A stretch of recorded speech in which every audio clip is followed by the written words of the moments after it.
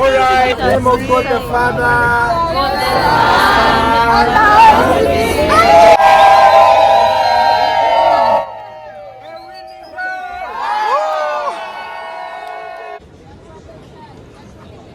Yes, my name is Joshua, under the Department of Computing and Technology, with my colleague Rebecca.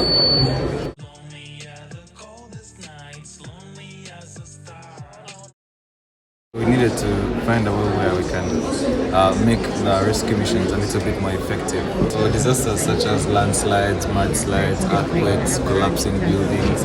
Version 1 is with wheels. Remember, we want this to be able to work in muddy areas, rainy areas, rocky terrains, and all that. Yeah. And this was not able to do that. When we carried out multiple testing, we decided to come up with something that mimics insects, because we know insects can move through in any terrain that we put it onto, whether it's rocky, slippery, muddy, whatever it is. This will be able to handle that. Can it also tell who's alive and who's unalive? So those who are alive will have a very strong heat signature. An infrared camera will be able to tell us the temperature of the heat. Yeah. We'll be able to detect those who are also trapped under rubble, right? Yeah. Yes, so that was our innovation. Madam Rebecca, the world needs more people like you guys. My name is Joy from the Faculty of Agriculture Sciences. We came up with an innovation that we called the Agri-Trust Live Ledger. This live ledger is helping us track our records from the farm. The records about the animal, its age, the date of birth, the medical status, the financial status.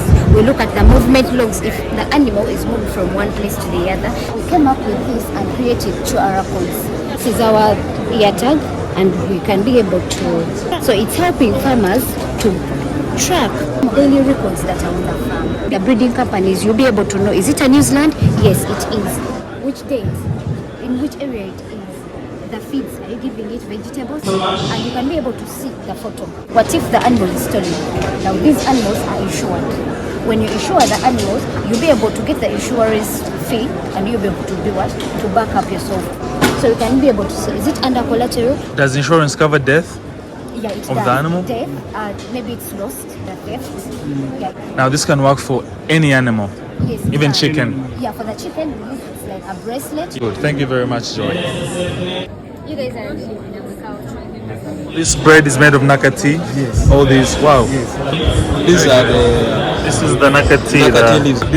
This is dried leaves for the nakati. After drying, Yes, after drying. the powder. Nice. Are you seeing those Yes. particles? Yes. Those are the fibers which we are very interested in. Why should we start consuming nakati? The nutrients here, they are iron, there's vitamin B, A, and C. Also dietary fiber. Dietary fiber. Yes. Well, fiber also helps with gas and Exactly. Yeah. Like in 100 grams of nakati, there is 14% of dietary fiber. Nice. There is 10% of iron and the calcium. Very Yes. good for growth in children under 5. Then also porridge. Porridge. Yes. Wonder how this tastes. So a bag like this, how much does it go for? This is 1 kilogram for 20,000. I think that's a good price. Sugar free. Sugar-free dates, honey, and maple syrup. Cowpea leafy soup. That's like how noodles are made. Yeah. When you mix this with water, it becomes like a soup. Yeah. Oh, so it's like broth. Yes. So you just sip it basically. With food. Oh, with food. Yes, you can even add it to peanut paste. So if I have my matoke, can I now eat my matoke with this leafy soup? Yes. Oh, I see. Good job, you guys. All right. Yes. Statistically, will it improve my lifespan? Exactly. Well, it will, eh? The bioactive components, especially the antioxidant property, it will fight anti-aging, memory loss. For cardiovascular diseases, bye-bye. Yes. Thank you. Yes, Thank you for being an agriculture student. Thank you. We're just trying to have a soil-free environment to grow our plants in water. We had also the hydroponic system, but now here we have the aeroponic system. Yeah, just it has a pump inside where the water is pumped up on the hand. Yeah. Wow.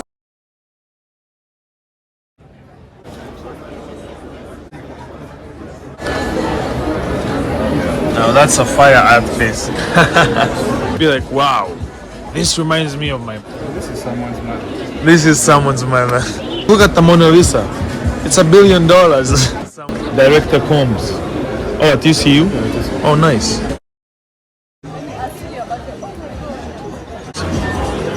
We get old material and turn it to and recycle. What's your name? My name is Okelo Regan. I would buy it off you. So this, something like this, turns into a very safe drinking glass. We are jeans. This is jeans, like the wear, the ones we wear. Nice. This will help your drink even stay cold. Wow. Flower base, yeah.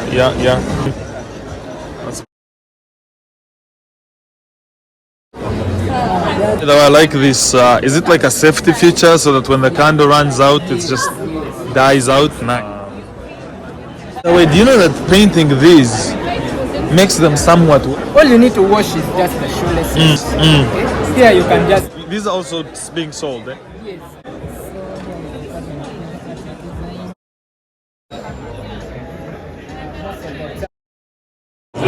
Furniture is designed that you don't need nails, you don't need screws. You just set it up, you join the different pieces together like a puzzle. So this prototype. That's the prototype, and then this is the table. This is the table, as you can see. This is the prototype. This is actually the chair. And then this is the chair. So this is solving a problem of infrastructure shortage. In case there's an outbreak, a disease outbreak, refugees are coming into an area. They have, depending on the needs that you want. And the foldable house. Thank you. My name is Shafet. And this project here is active gesture. If it realizes that there's a tomato that's right, it's using the side of the camera, it's able to detect and then send instructions to the hand. Oh wow! Automatically.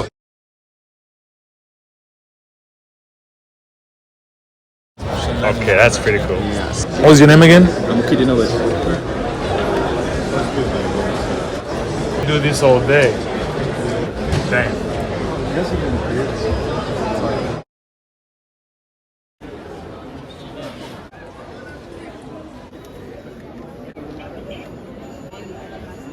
See, you will.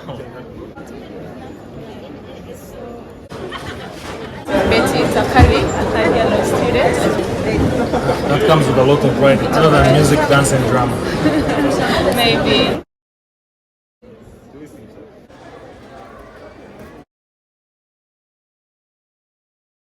Claire here, Assistant Registrar Law School. Join us at Law School. This is the only place where you win in moods, you win in CLE, you win in presentations, internship. We experience practical teaching. Our curriculum is student-centered, and we know that at the center of it all, we are the best. Master's students, we have a very good plan for you. All masters are online.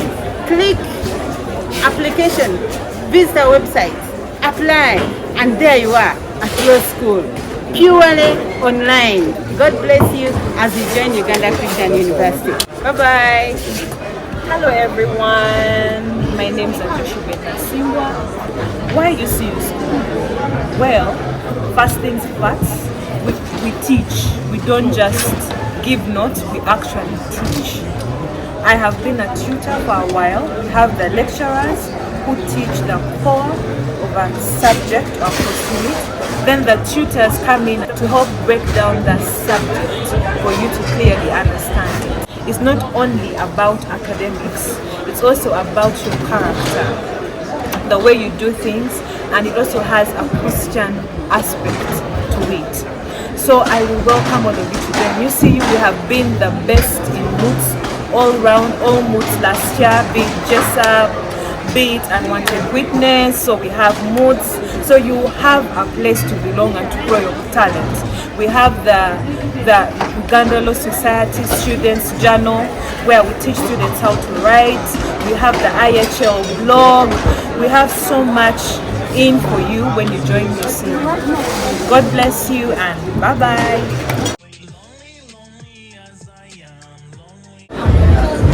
My name is Lisa Ahesiwe and I'm in third year. My colleague Gideon. Early detection for bridge failure system. Yes.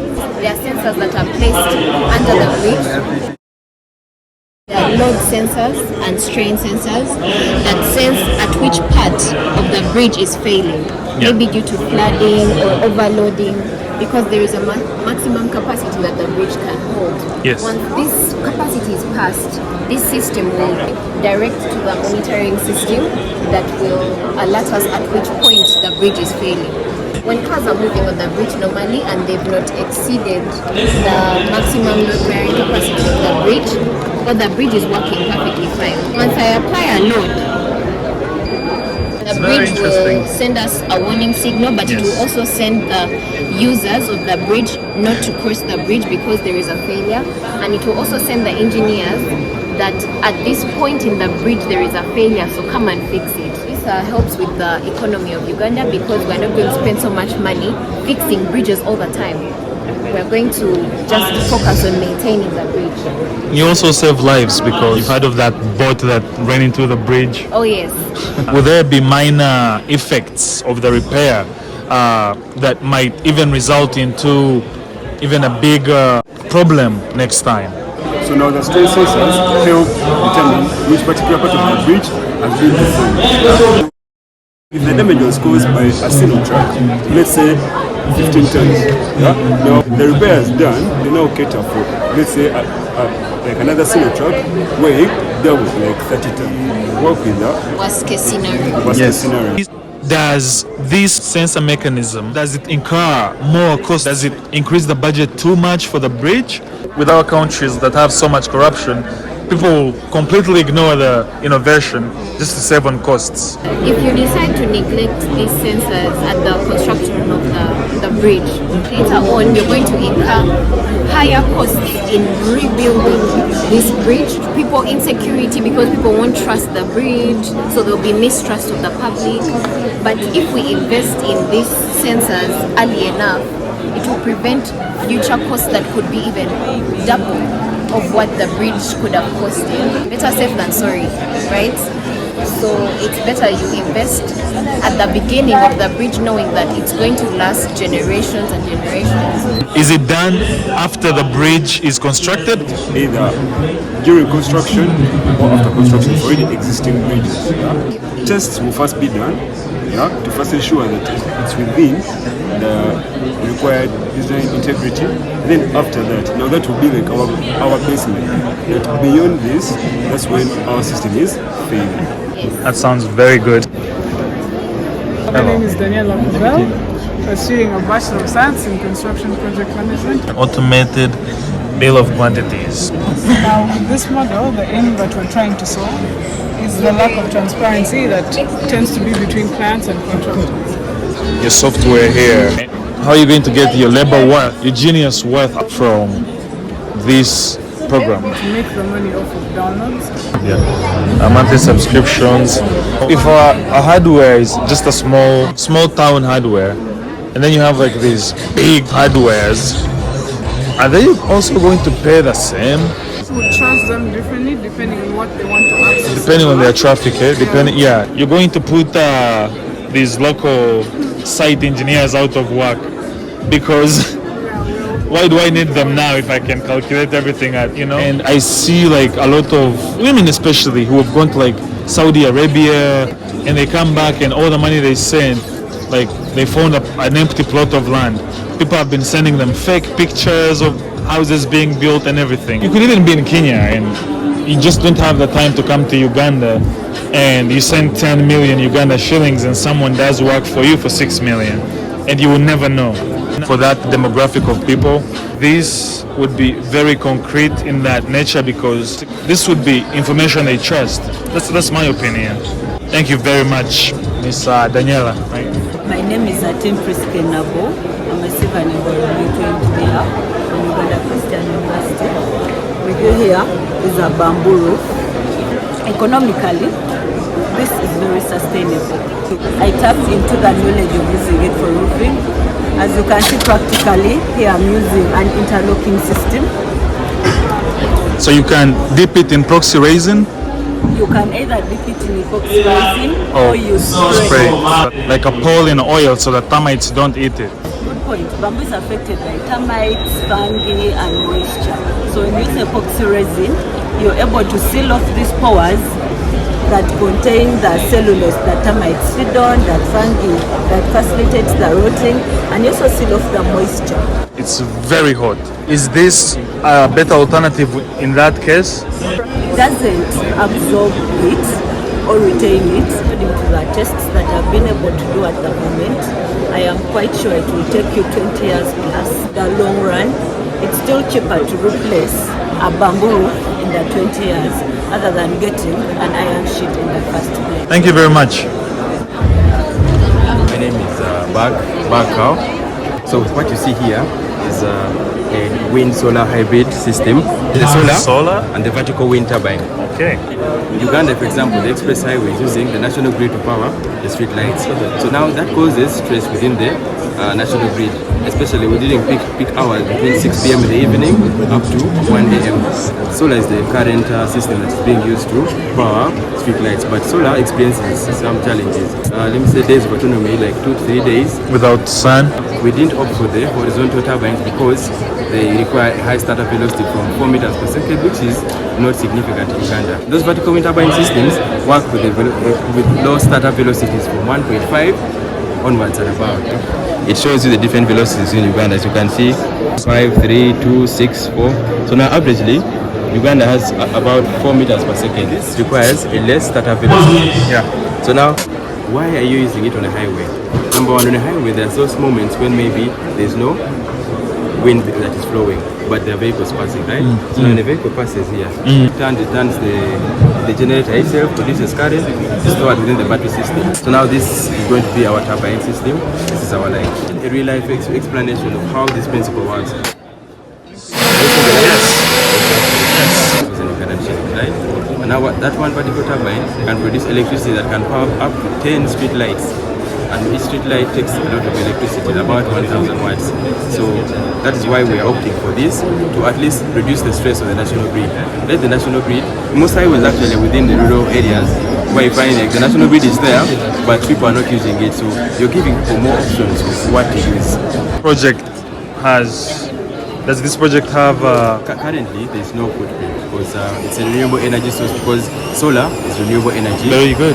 And wind itself is renewable. About 4 meters per second. And now we start a velocity of 1.5 and above. Meters per second. Yes. Still power the battery. So that is why it is a hybrid system. My name is Sonia John from the Department of Engineering. Today, we take footsteps. We jog, we run, we walk. This is what we call a piezo disc. It's a sensor. It's a foot pressure sensor. Converts that pressure into electricity. So that pressure is in mechanical form, and its work is to convert it into what? Into an electrical form. So that the energy which it generates is AC voltage. That energy is stored in a DC battery. So over time during the day, as you press, you have... Wow, so right now actually, the sensors are the ones creating this energy. Yes. This can be used in shopping malls where the population is high during the day. Yes. Then during the night. So when people walk along this strip of that pavement, you have it generating that voltage, and during the night we use it as what?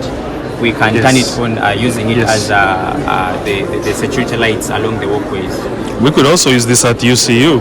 Yes. Where there's so many students and they're walking. What if in case of floods? So in case of floods, you have the new modification of pavers.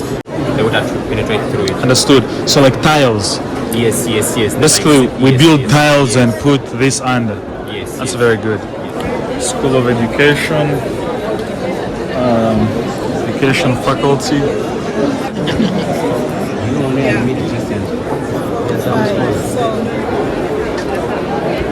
Any of you guys interested in education? I don't want to go and teach children. Don't you like your teacher?